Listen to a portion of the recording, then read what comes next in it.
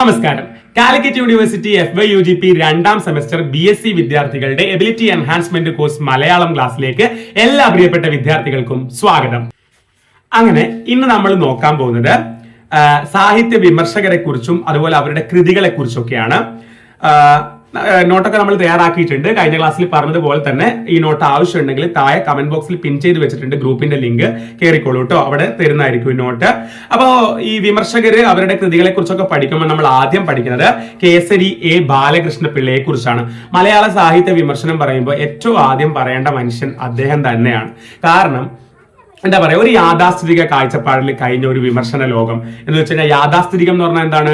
യഥാസ്ഥാനത്ത് സ്ഥിതി ചെയ്യുന്നത്, നിന്നെടുത്ത് തന്നെ നിൽക്കുന്നത്, പുരോഗതി ആഗ്രഹിക്കാത്തത്, അതാണ് യാഥാസ്ഥിതികം. അപ്പൊ അങ്ങനെയുള്ള ഒരു അതായത് ഇവിടെയുള്ള കുറെ പഴയ സിദ്ധാന്തങ്ങളുടെ ഒക്കെ അടിസ്ഥാനത്തിൽ മാത്രം വിമർശനം നടത്തിയിരുന്ന ഒരു കാലത്ത് അതല്ല, നമ്മൾ പാശ്ചാത്യ രാജ്യങ്ങളിൽ, അതായത് പടിഞ്ഞാറൻ രാജ്യങ്ങളിലൊക്കെ ഉള്ള സാഹിത്യ സിദ്ധാന്തങ്ങളെ, പാശ്ചാത്യ സിദ്ധാന്തങ്ങളെയൊക്കെ പഠിക്കണം. അവിടെയുള്ള നവീന പ്രവണതകൾ, പുതിയ അതായത് പാശ്ചാത്യ സാഹിത്യത്തിലൊക്കെ വരുന്ന പുതിയ പ്രവണതകളൊക്കെ നമ്മൾ ഇങ്ങോട്ടേക്ക് പകർത്തണം, അല്ലെങ്കിൽ അത് നമ്മുടെ സാഹിത്യകാരന്മാരൊക്കെ പഠിക്കണം എന്നൊക്കെ വിചാരിച്ചിട്ട് ആ പാശ്ചാത്യ സിദ്ധാന്തങ്ങളൊക്കെ ഇങ്ങോട്ട് പരിചയപ്പെടുത്തി തന്നിട്ടുള്ള വ്യക്തിയാണ് ആര്യ?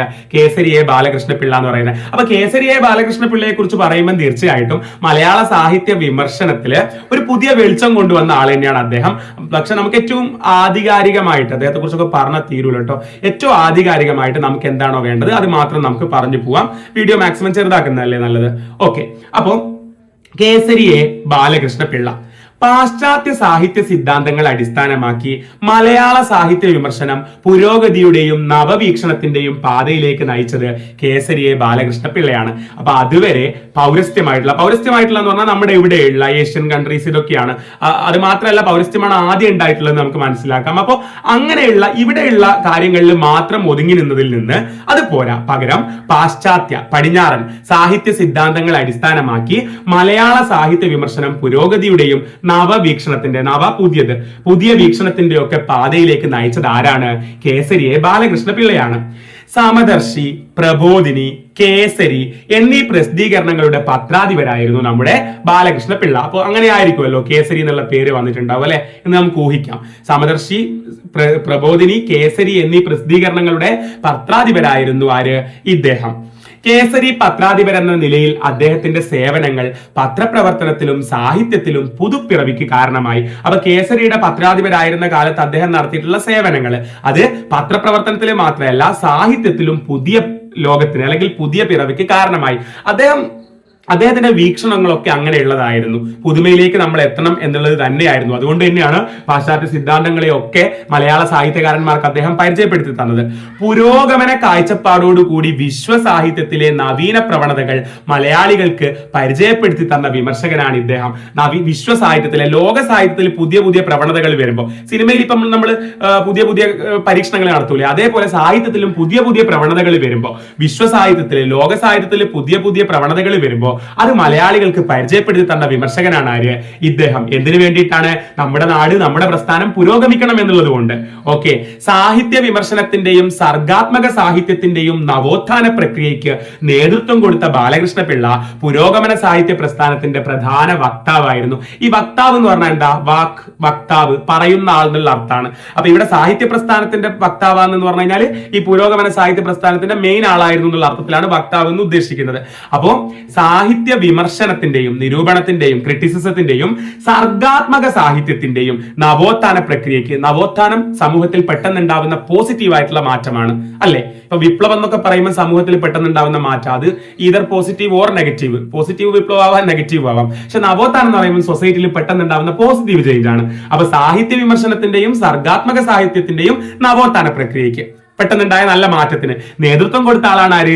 ബാലകൃഷ്ണ പിള്ള. പുരോഗമന സാഹിത്യ പ്രസ്ഥാനത്തിന്റെ പ്രധാന വക്താവായിരുന്നു അദ്ദേഹം. കാരണം പുരോഗമനമാണ് വേണ്ടത്. യെസ്, യാഥാസ്ഥിതികതയിൽ വേരൂന്നിയ സാമ്പ്രദായിക വിമർശന രീതികളോട് ഇദ്ദേഹം ആഭിമുഖ്യം പുലർത്തിയില്ല. യാഥാസ്ഥിതികത എന്താ ഞാൻ നേരത്തെ പറഞ്ഞു? യാഥാസ്ഥിതികം, യഥാസ്ഥാനത്ത് സ്ഥിതി ചെയ്യുക, നിന്നെടുത്ത് തന്നെ നിൽക്കുക, പുരോഗതി ആഗ്രഹിക്കാതിരിക്കുക. അങ്ങനെ ആ പഴയതിൽ തന്നെ വേരൂന്നിയ സാമ്പ്രദായിക വിമർശന രീതികളോട് ഇദ്ദേഹം എന്തില്ല?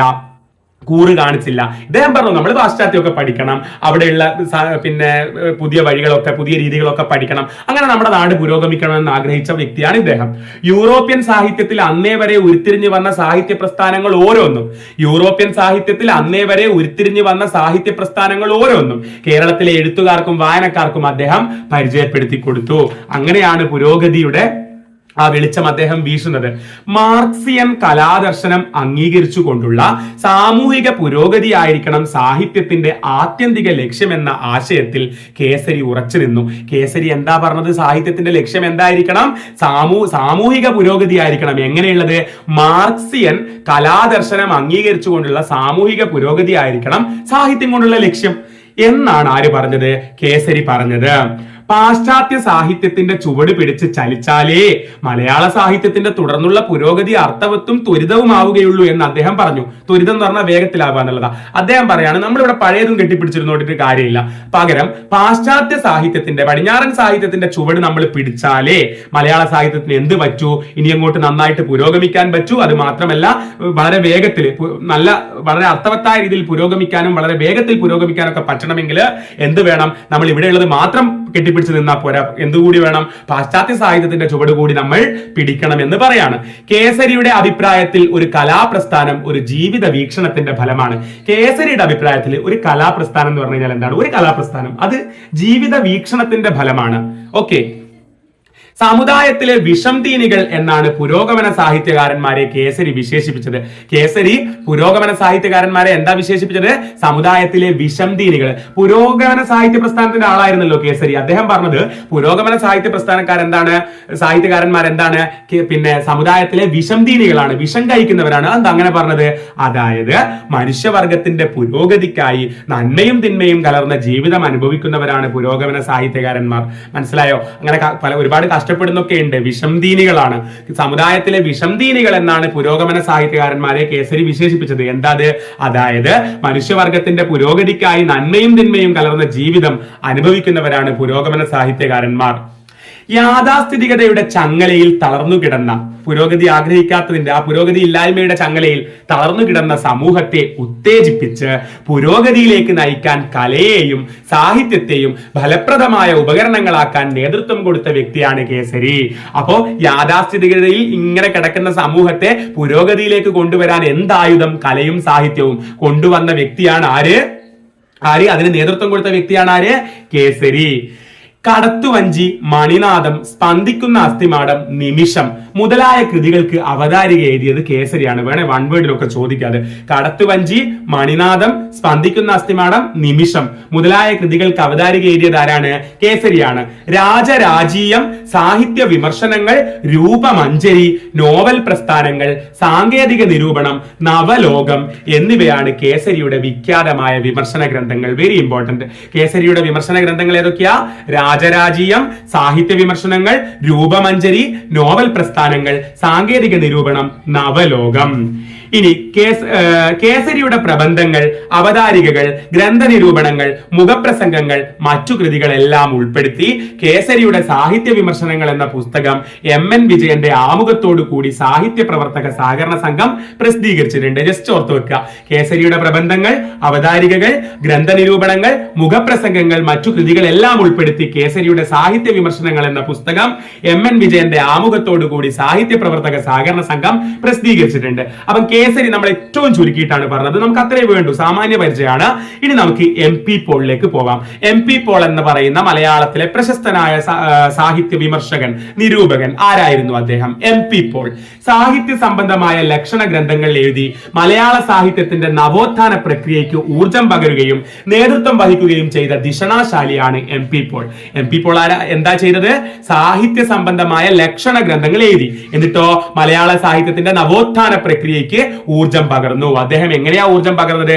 ലക്ഷണ ഗ്രന്ഥങ്ങൾ രചിച്ചുകൊണ്ടാണ്. പുരോഗമന സാഹിത്യ പ്രസ്ഥാനത്തിന്റെ സമുന്നത നേതാവും പുരോഗമന സാഹിത്യ സംഘടനയുടെ അധ്യക്ഷനുമായിരുന്നു ഇദ്ദേഹം. നമ്മൾ നേരത്തെ കേസരിയെ കുറിച്ച് പറഞ്ഞതുപോലെ തന്നെ പുരോഗമന സാഹിത്യ പ്രസ്ഥാനത്തിന്റെ സമുന്നത നേതാവായിരുന്നു ആര്? MP പോൾ. അത് മാത്രമല്ല പുരോഗമന സാഹിത്യ സംഘടനയുടെ അധ്യക്ഷനും കൂടി ആയിരുന്നു. സാഹിത്യത്തിന്റെ സാമൂഹിക ബന്ധത്തെ അംഗീകരിച്ച MP പോൾ അതിന്റെ സൗന്ദര്യാത്മക ഘടകത്തെ എപ്പോഴും ആദരിച്ചു. അപ്പൊ MP പോൾ സമ്മതിക്കുന്നുണ്ട് എന്ത്? സാഹിത്യത്തിന് സമൂഹമായിട്ട് ബന്ധമുണ്ട്.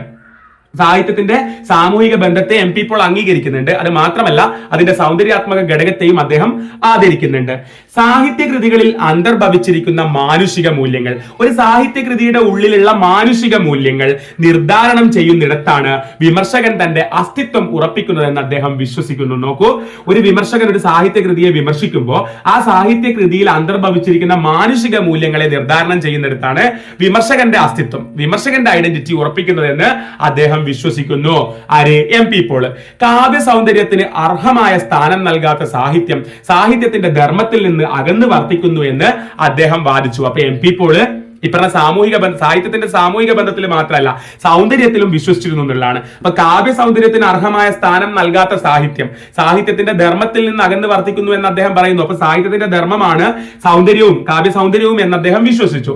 സാഹിത്യത്തിന്റെ ആന്തരിക സത്തയെ അദ്ദേഹം ആദരിച്ചു. പിന്നെയോ കേസരിയെ പോലെ പാശ്ചാത്യ സാഹിത്യ പ്രസ്ഥാനവുമായിട്ടായിരുന്നു എം പി പോളിന് സമ്പർക്കം. നമ്മൾ കേസരിയെ കുറിച്ച് പറഞ്ഞതുപോലെ തന്നെ പാശ്ചാത്യ സാഹിത്യ പ്രസ്ഥാനവുമായിട്ടായിരുന്നു പോളിനും സമ്പർക്കം. സാഹിത്യ വിമർശനം കവിതാ വിമർശനമായി കരുതിയിരുന്ന സാമ്പ്രദായിക സമീപനത്തിൽ, അതായത് അതുവരെയുള്ള സമീപനം എങ്ങനെയാണ്? സാഹിത്യ വിമർശനം കവിതാ വിമർശനമായിട്ട് കരുതിയിരുന്നതാണ്. അതിന്റെ മാറ്റത്തിന് തുടക്കമിട്ടത് കേസരിയാണ്. നമ്മൾ പറഞ്ഞല്ലോ, ആ സാമ്പ്രദായിക വിമർശന രീതിക്ക് മാറ്റം വരുത്തിയതിൽ ആ മാറ്റത്തിന് തുടക്കമിട്ടതാരാണ്? കേസരിയാണ്. കഥയും നോവലും പഠിക്കാനും വിലയിരുത്താനും അദ്ദേഹം സന്നദ്ധനായി. അതായത് ആദ്യകാലത്ത് വിമർശനം എന്ന് പറഞ്ഞാൽ, സാഹിത്യ വിമർശനം എന്ന് പറഞ്ഞാൽ വെറും കവിതാ വിമർശനം എന്നായിരുന്നു ആൾക്കാരുടെ ഒരു വിചാരം, അല്ലെങ്കിൽ ആൾക്കാർ അങ്ങനെയായിരുന്നു അംഗീകരിച്ചിരുന്നത്. എന്നാൽ കേസരിയാണ് അതിലൊരു മാറ്റം വരുന്നത്. കാരണം കഥയും നോവലും, കവിത മാത്രമല്ല കഥയും നോവലും ഒക്കെ പഠിക്കാനും വിലയിരുത്താനും അദ്ദേഹം സന്നദ്ധനായി. എന്നാൽ ഈ മാർഗം വികസിപ്പിച്ചതാരാണ്? എം പി പോൾ ആണ്. അപ്പൊ എം പി പോളിന്റെ പ്രധാന കൃതികൾ ഏതൊക്കെയാണ്? ചെറുകഥാ പ്രസ്ഥാനം, നോവൽ സാഹിത്യം, സാഹിത്യ വിചാരം, കാവ്യദർശനം, സൗന്ദര്യ നിരീക്ഷണം. എം പി പോളിന്റെ പ്രധാന കൃതികൾ ഏതൊക്കെയാണ്? ചെറുകഥാ പ്രസ്ഥാനം, നോവൽ സാഹിത്യം, സാഹിത്യ വിചാരം, കാവ്യദർശനം, സൗന്ദര്യ നിരീക്ഷണം. എം പി പോളിന്റെ സമാഹരിക്കാതിരുന്ന ലേഖനങ്ങൾ ഡോക്ടർ എം എൻ രാജൻ സമാഹരിച്ചിട്ട് എം പി പോളിന്റെ അസമാഹൃത രചനകൾ എന്ന പേരിൽ പ്രസിദ്ധീകരിച്ചിട്ടുണ്ട്. ഇത്രയാണ് എം പി പോളിനെ കുറിച്ച് പറയാനുള്ളത്. ഇനി നമുക്ക് പറയാനുള്ളത് കുട്ടിക്കൃഷ്ണമാരാരെ കുറിച്ചിട്ടാണ്. ഞാൻ ഈ വീഡിയോ ഇവിടെ നിർത്തുകയാണ്. കുട്ടിക്കൃഷ്ണമാരാരെ കുറിച്ചും മറ്റ് നിരൂപകരെ കുറിച്ചൊക്കെ നമുക്ക് അടുത്ത വീഡിയോയിൽ പറയാം. ഇത് കുറച്ചുകൂടി നമ്മൾ ബുദ്ധിപരമായിട്ട് ഇരുന്ന് പഠിക്കേണ്ട ടോപ്പിക് ആണല്ലോ. അപ്പോൾ ഒരു വീഡിയോയിൽ തന്നെ ഒരുപാട് നടക്കുന്നില്ല, നിങ്ങൾക്ക് അതൊരു ബുദ്ധിമുട്ടായിരിക്കും. കുഞ്ഞു കുഞ്ഞു വീഡിയോസ് ആയിട്ട് പഠിച്ച് പോവാം. ഫസ്റ്റ് സെം പോലെ വെറും ലിറ്ററേച്ചർ അല്ലല്ലോ, കുറച്ചുകൂടി നമ്മൾ ആലോചിക്കാനുള്ള കാര്യങ്ങളല്ലേ. ഓക്കെ, അപ്പം എല്ലാവർക്കും മനസ്സിലായിട്ടുണ്ടാവും വിചാരിക്കുന്നു. നിങ്ങളുടെ സത്യസന്ധമായ അഭിപ്രായം താഴെ കമന്റ് ബോക്സിൽ എഴുതി അറിയിക്കുക. കാര്യം ഓരോ കമന്റ് കാണുമ്പോഴാണ് പിന്നെയും ക്ലാസ് ചെയ്യണം എന്നുള്ള ആവേശം ഉണ്ടാവുക. പിന്നെ പറഞ്ഞ പോലെ നോട്ട്സ് വേണമെങ്കിൽ ഗ്രൂപ്പിൽ കയറിക്കോളൂ കേട്ടോ. അപ്പം വീണ്ടും കാണാം. താങ്ക്